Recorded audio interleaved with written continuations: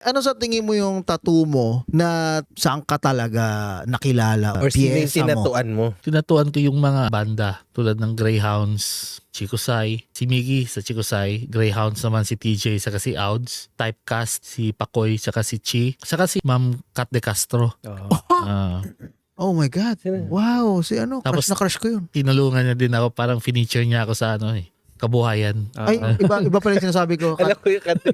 Yung may anak ni Dolly Di Castro. Oo. Ay, sorry. Sorry, crush na crush.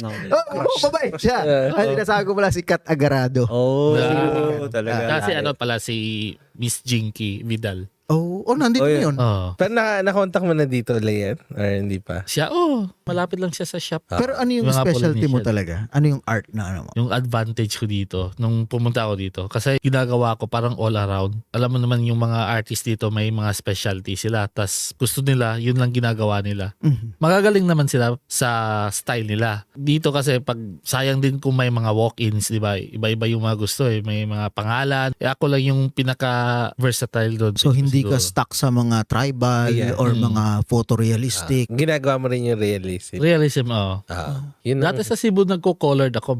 Hindi naman pinauso pero ako yung parang laging nagtatato doon ng mga neo-trad, American traditional. Tapos nung dumating ako dito, parang nag-iba yung demand. Ano na yung demand Nag-shift dito? ako sa black and gray realism. Okay.